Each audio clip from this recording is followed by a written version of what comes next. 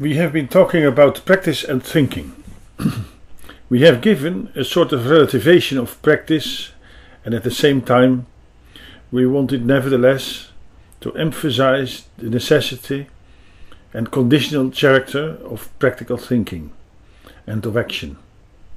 We wanted also to state the importance of thought in relation to practice, simply because it is so often neglected, this subject.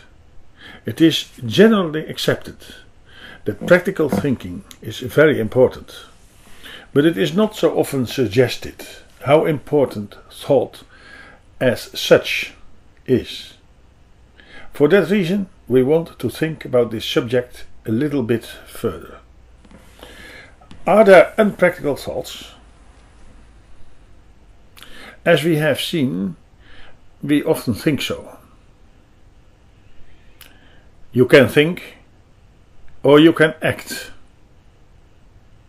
And when we think, the only way it can be practical is to consider what practical consequences we can deduce from these thoughts. Then we bring thoughts into action. We try to find an application for a thought. Many times we even turn it around.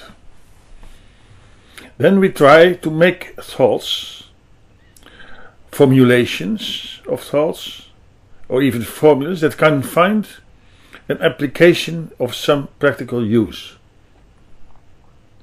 Then the thought and the process of thinking is subservient to practical use.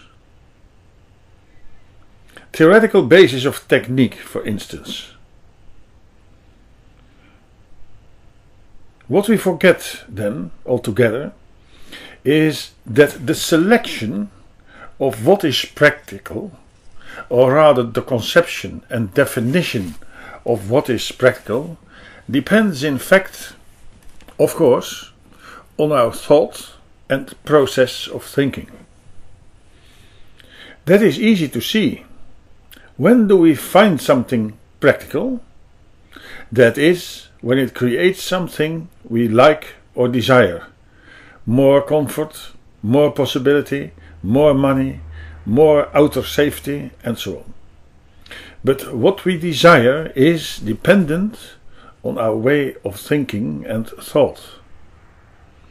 That is in fact the core, the kernel of the whole matter, namely that thought and acts things from the beginning, as is in the end always visible and recognizable.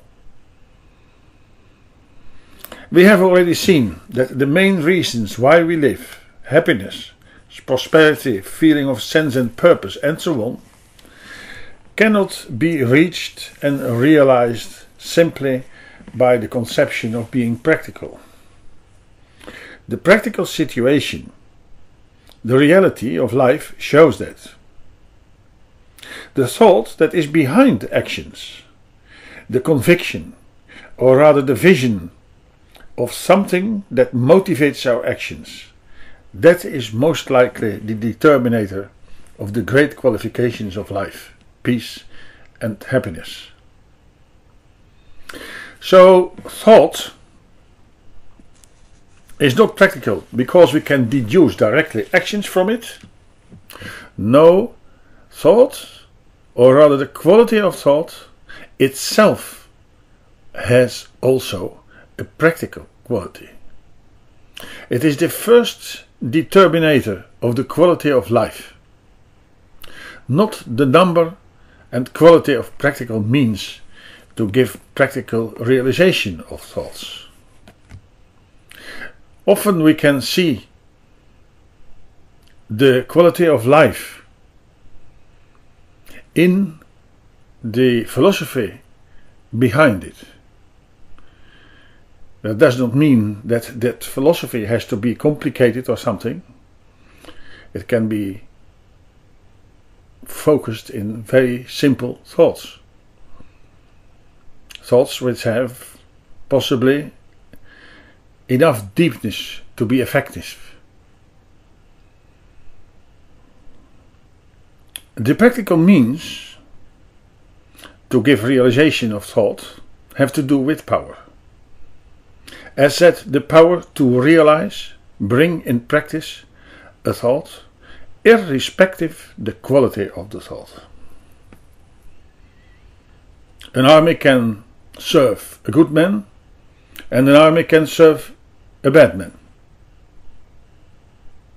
And the good man is good if he tries to bring into practice good thoughts, and the bad man bad if he tries to realize bad intentions and thoughts. Of course, there are basic thoughts, such as we need food and houses. Such thoughts are also embedded in the instinct of animals. But with us, with men, instinct is very weak. And thoughts are, on the contrary, very dominant.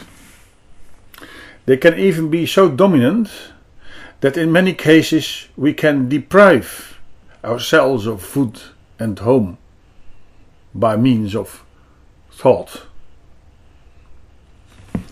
It is clear that in a certain sense, an animal can be more reliable than man.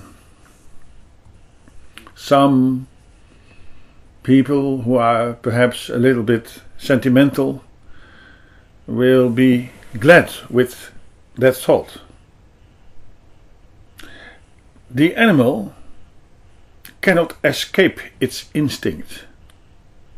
Man can. That is a great perspective. If he rises morally above the limitations of instinct. But it is, on the contrary, dangerous if man falls below the moral level of the instinct. Thoughts that are born out of negative emotion instead of reason can destroy the goodness and happiness of life. Just like good thought born out of reason can bring us goodness and happiness. But now some thoughts about reason are needed. And the next time.